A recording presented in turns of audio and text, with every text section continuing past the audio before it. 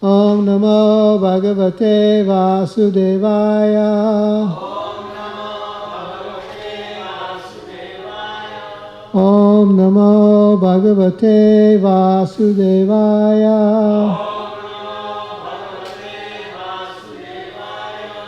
Om Namo Bhagavate Vasudevaya.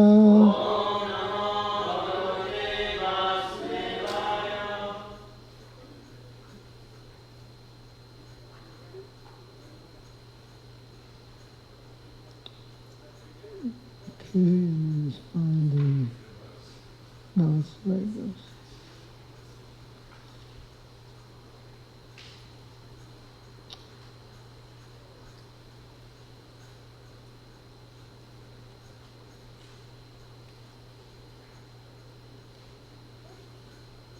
If I could count, it might help. Okay, text number 37. Okay. So it's up there, we'll chant responsively.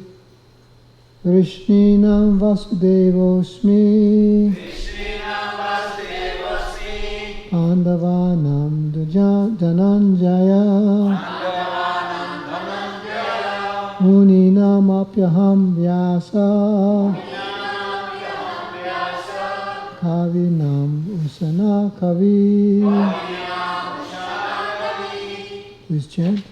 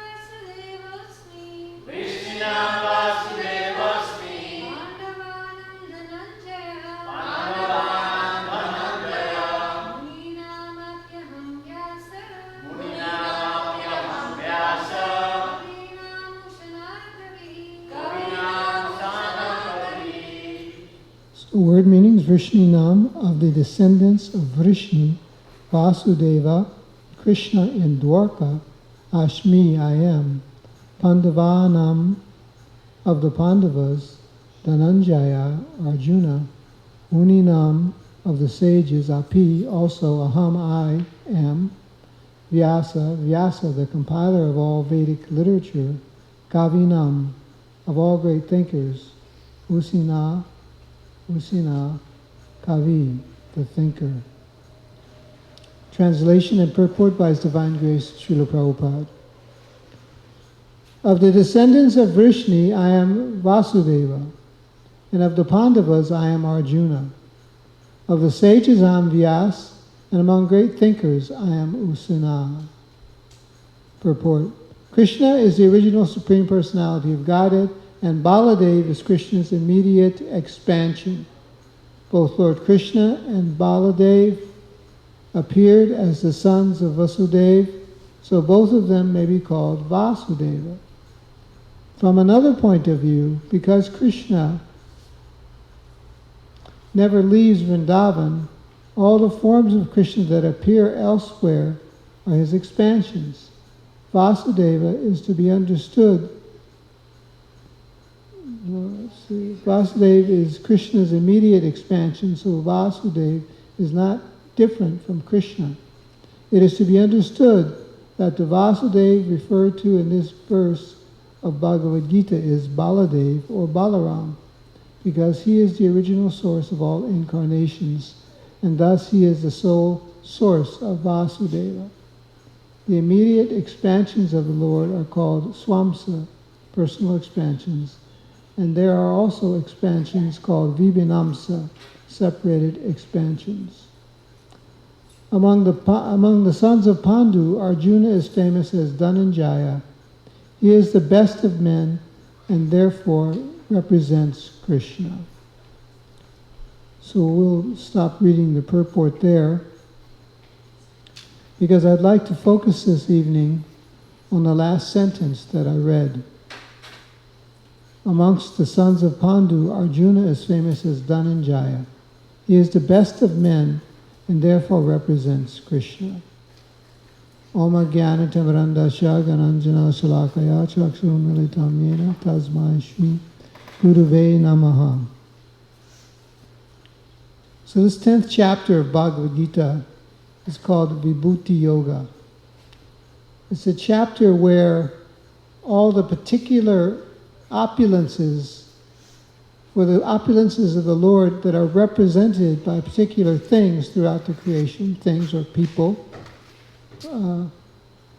are described. In other words, this is where you look to see the power and the opulence of the Lord when looking around you yourself in the ordinary world. So, before we discuss how Arjuna,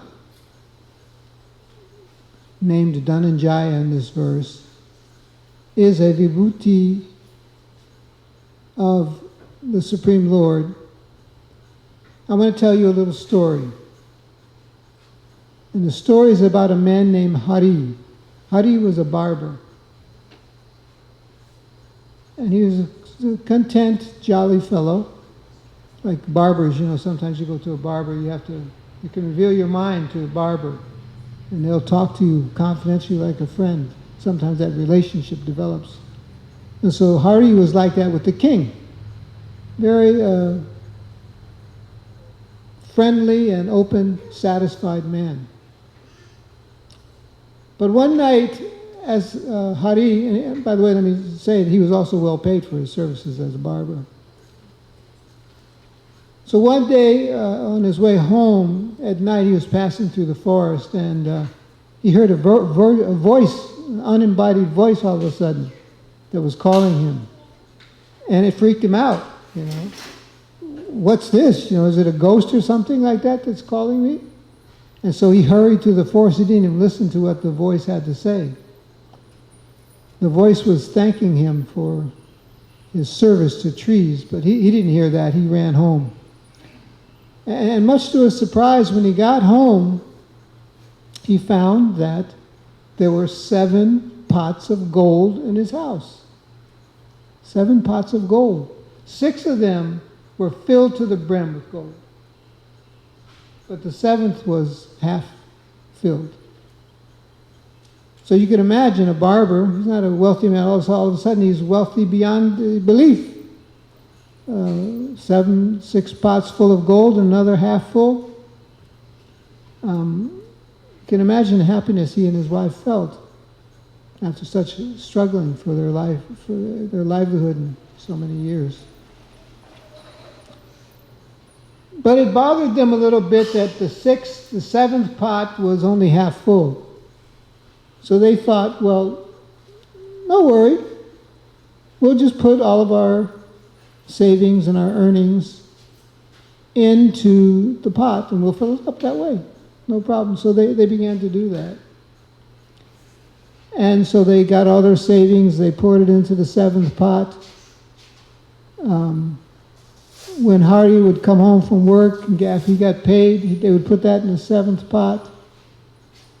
But lo and behold, that 7th pot could not be filled up.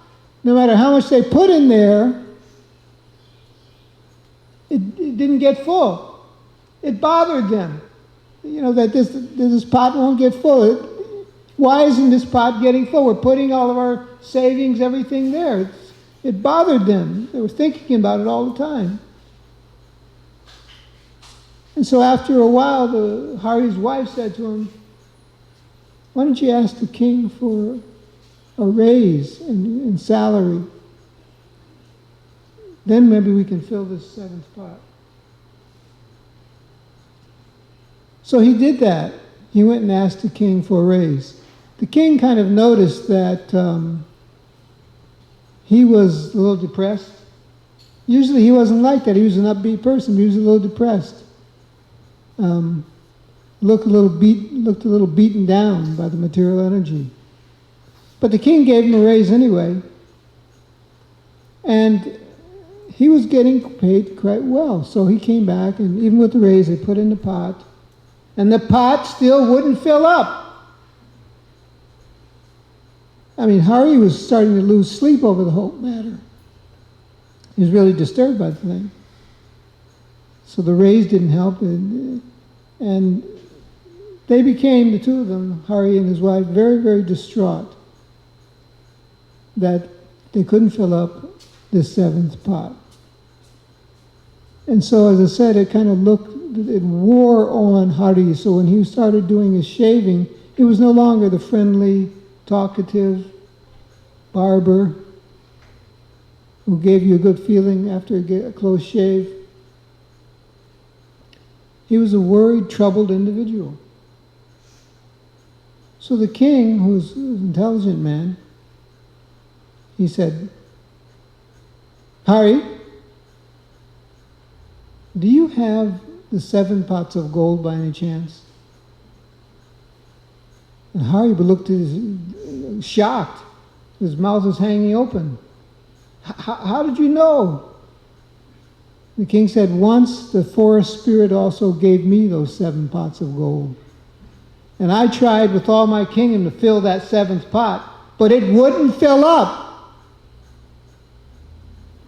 So I advise you, the king talking to Hari, says, take the pots and leave them in the forest. Forget them.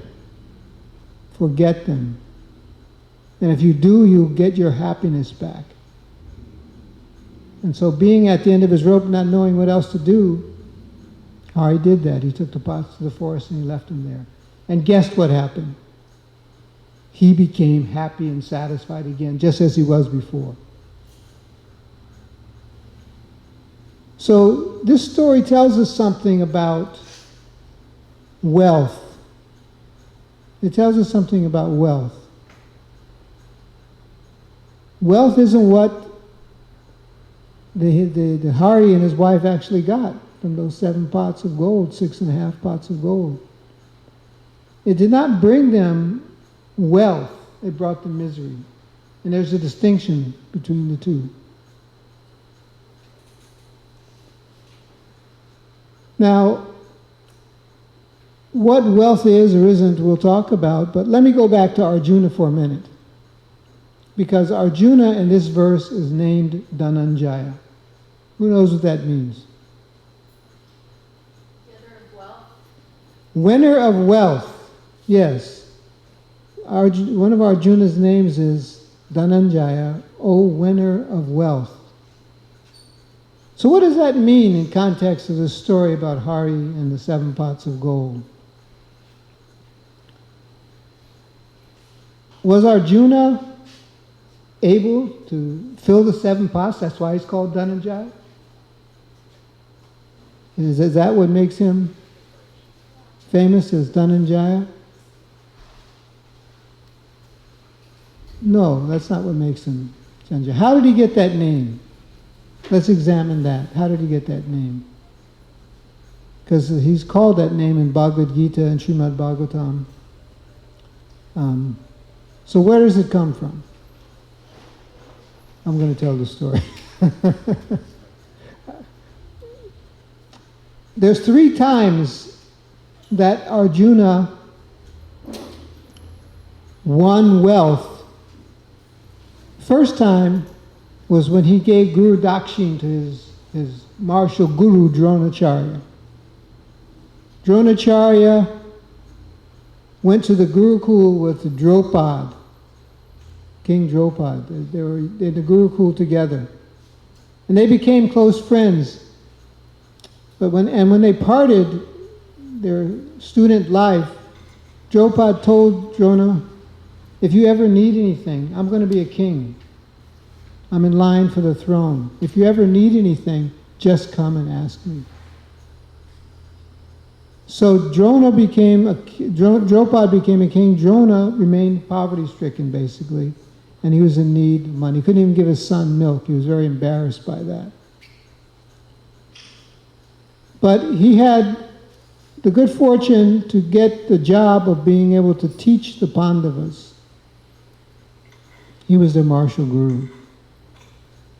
And this would turn out to be his salvation because, you see, he went to Draupadi and he asked for some help, and Draupadi derided him publicly. You know, you're a poor Brahmin, I don't have anything to do with you. And that hurt him very much.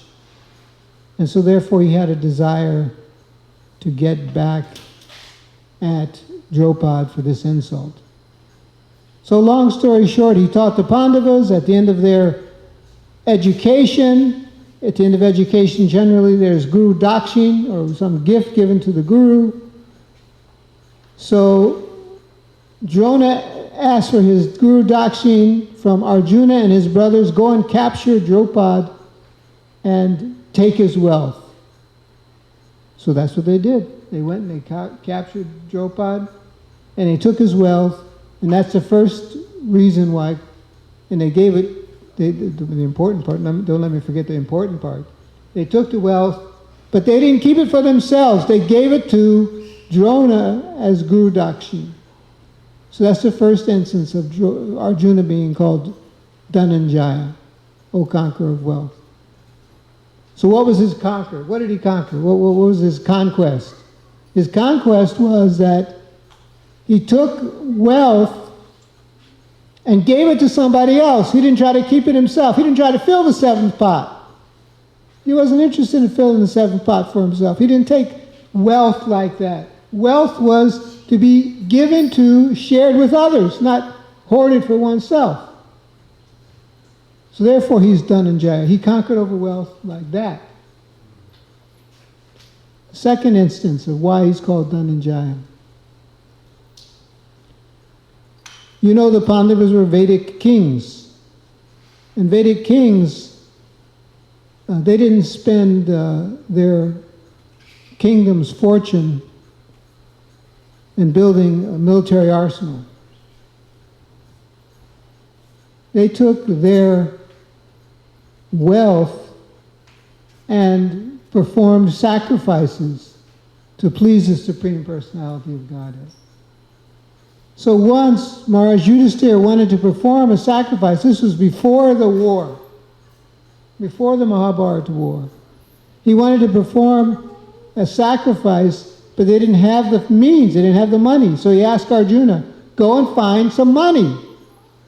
So Arjuna had heard that previously at a sacrifice, the Brahmins who were remunerated for their work by giving them gold plates, that those Brahmins were so renounced that after using the gold plate one time, they threw it in a big heap. And that heap became a mountain someplace in the Himalayas. And so Arjuna went and he found out that wealth that was left by the Brahmanas. He collected it, he delivered it to Yudhisthira, and Dhananjaya, he conquered wealth by not keeping it for himself, but giving it to others for performance and sacrifice. Therefore he's called Dhananjaya. Third time is the same kind of scenario. This was after the Battle of Kurukshetra. Yudhisthira wanted to perform a sacrifice because so many men had died in that battle that he wanted to do something to commemorate that, to honor that, to bless those as they traveled on that had died in the battle. But again, the treasury was empty. And so again, Arjuna, Dhananjaya, went out and he conquered wealth, gained the wealth from other kingdoms, and brought it back to Yudhisthira so he could perform the sacrifice. Again, Dhananjaya is the name given because he did not take it for himself. He gave it to others. Therefore, he conquered wealth. So he is fundamentally different in his relationship with wealth than Hari, our barber friend. Hari tried to gain more wealth for himself, even though he had so much. Even though he had so much, he wasn't satisfied. And that's the nature of wealth, isn't it? I think we can all attest. It's never enough. When my daughters were growing up, we used to read a story from Amar Chichikata. The greedy mother-in-law. And she had one line that was classic. Gold is never enough. That was her line. She was in the line of our friend Hari. Gold is never enough. That is a fundamental mistake that we make as we approach our need. I'm not trying to say we don't have a need for money or wealth at all and to live our lives. We do. But if we have this attitude that it's just for me and not to be shared with others, or that gold is never enough, then we'll never be happy. We'll never be satisfied, no matter how much we have. No matter how much we have. And we see examples of this kind of extravagancy with so-called wealth, even in the society today. And it's not just old Mahabharata stories. I understand that the chief executive of Amazon.com one day last week increased his personal fortune by $3 billion in one day. I wondered, did he sleep better that night than other nights? Or was he busy trying to fill that seventh pot? Is that how he took that? So we have to understand what is wealth and how to utilize it. Of course, that means we have to have our relationship in order with Srimati Lakshmi Devi. But of course, Lakshmi Devi is never alone. She's with Krishna. She's with Narayan, Lakshmi Narayan. So how we can utilize wealth, first of all, what it is. In the Srimad Bhagavatam, 11th canto, Krishna is talking to his friend Uddhava, and Uddhava asks, what is wealth? He asks, what is wealth? So Krishna says that true, and I get all the words here today because they're all important, true desirable wealth for human beings is religiousness. True desirable wealth for human beings is religiousness. If you're not utilizing wealth for religiousness, then it's not really wealth. It's some illusory thing. It's some illusory thing. What makes it desirable? Wealth desirable is desirable when it gives you the chance to perform religious activities. The Vedic kings' religious activities was the sacrifice they performed. We may not have that much money or have that opportunity of Vedic sacrifices being performed. But we just had an appeal from the temple president concerning celebrating Janmashtami and all the festivals, Radhastami, Balaram Jayanti, all these festivals we're going to be celebrating in this month of August. We just had an appeal from her. Please contribute. She's not asking us to give $1 billion like what's his name earned in one day. But whatever we can, whatever you can. That's what real wealth is. It doesn't matter how much it is, it matters how one utilizes it. So if we utilize it for religiousness, for putting on festivals, that's one of the major functions of devotion. It's described by Rupa Goswami in the Nectar of Devotion, Bhakti Rasamrita Sindhu, that one of the items of pure devotional service is making sure to celebrate Janmashtami. So it kind of puts us in a dilemma, doesn't it? Celebrating Janmashtami and other festivals of the Lord. First of all, the COVID wants to knock that out. And then everyone else is hurting financially because of the effects on the economy of COVID. And so, is it going to come down to that we can't celebrate Janmashtami? We can't do pure devotional service? No, we have to do it. So that sacrifice that's taken to do that, that's religiousness. That's religiousness. And so this is what real wealth is meant for. Now, just on a corollary thing, since we're talking about how to utilize something that makes it true wealth, desirable wealth for human beings, the flip side, if you will, they don't have flip sides anymore. Records used to be a flip side. But the corollary is charity. So what is charity? If we have some idea now what is wealth, then what is charity? So Krishna and Uddhava, they discussed this as well, and they came to this definition. Krishna gave this definition. Actually, Nanda Mataji was speaking this in her class just a few days ago in Srimad Bhagavatam. She was describing this section of 11th canto. And so she said this, that's why I'm saying it, because following her footsteps. Krishna says there that charity means to give up all aggression toward others. Such an interesting definition, to give up all aggression toward others.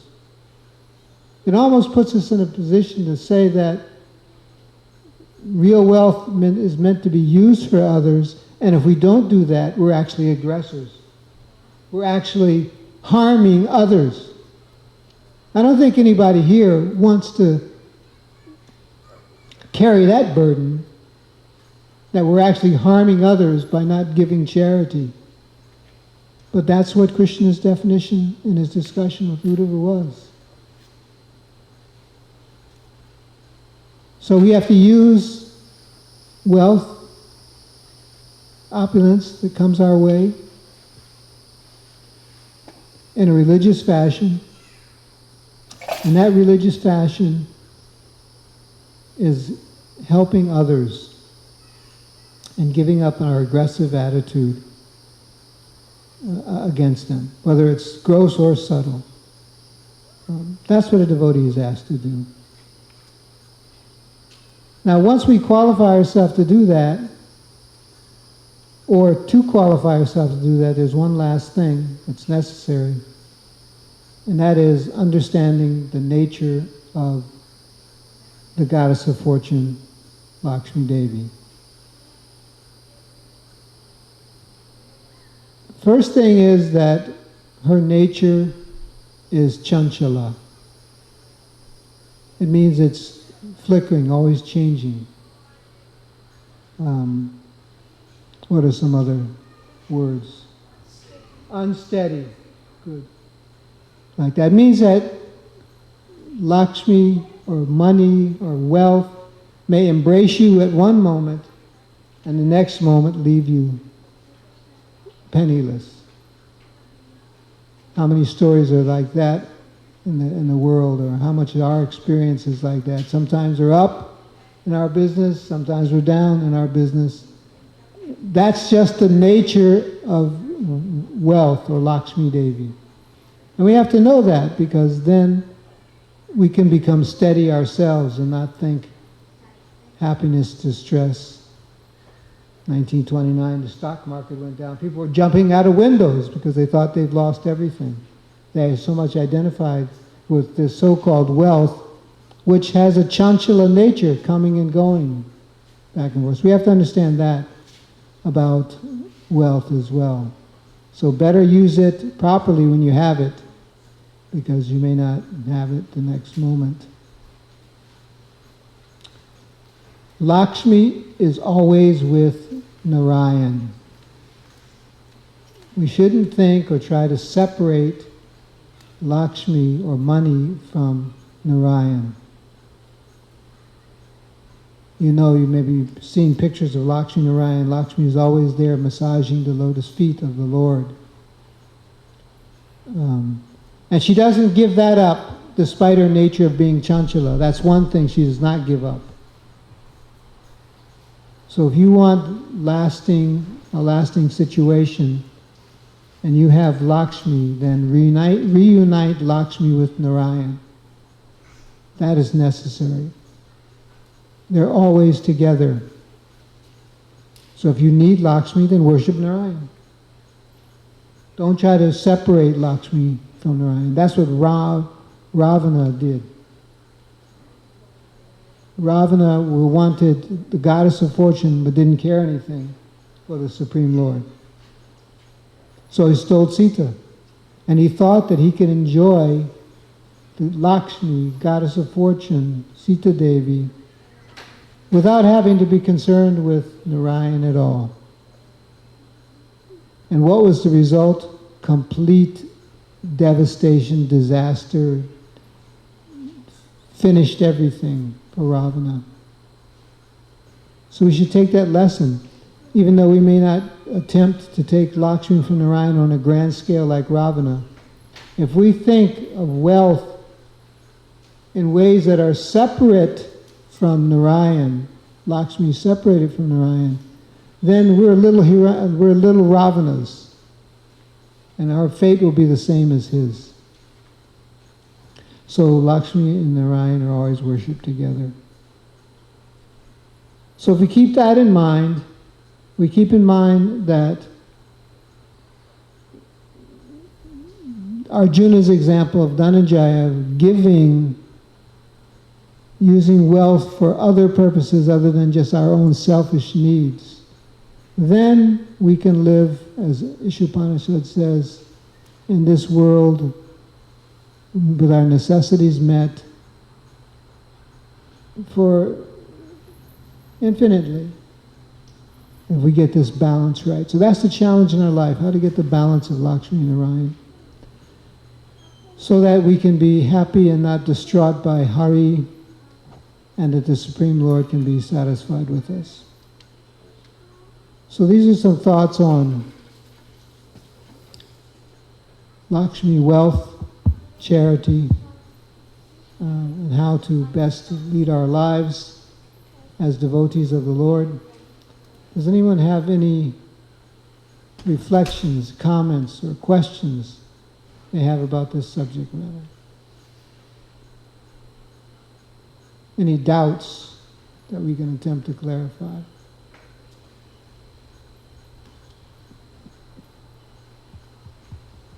So I didn't make it clear? No one has any questions? Where you said religiousness, can you elaborate a little more, like the money should be spent for? Well, there's different kinds of religiousness that are recommended. Sukriti. Sukriti means pious credit. It's like a bank account. So religiousness can be taken in three ways. One, karma mukon sukriti. By performing our materialistic activities, karma, or not materialistic activities, opposed to Shastra or Scripture, but acting in a karma yoga, not karma yoga either, acting to perform our duties according to karma in this material world, karma mukon sukriti, performing pious acts just like Hari. The pots of gold came from him correctly worshipping the trees. That's what the voice wanted to tell him.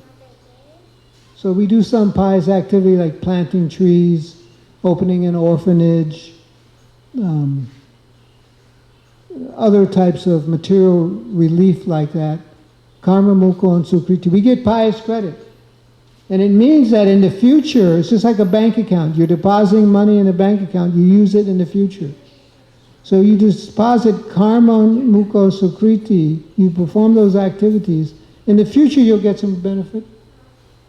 Some future you'll get a good result. That's one way of religiousness. Another way of religiousness is moksha unmukti sukriti. Trying to get liberation from this world. Being tired of it. I want to get out completely. No more activity in this material world.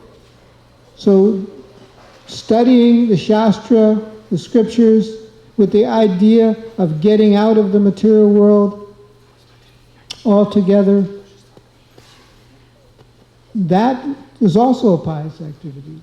Studying scripture. Just like all of you, you're sitting here, very kindly sitting here, listening to me as I go on about these subject matters. But you're creating some pious credit. In the future, you'll go to the bank account and draw it out. So that's also a type of religiousness. But the best type of religiousness is bhakti unmukha sukriti. Performing devotional service, loving devotional service to the Supreme Lord. Coming to see the deities, chanting the holy name of the Lord, bringing some offering to the deities. These are activities of pure devotional service, and they give the highest result, eternal life in the spiritual world where we have a loving relationship with Krishna. So that's the type of religiousness that we ultimately want to see everyone engaged in.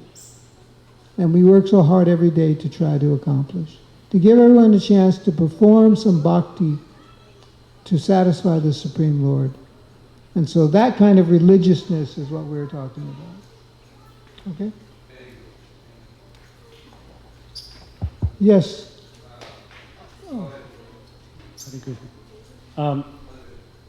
This description you've given, different levels of approach to charity, seem to be based on a type of faith and,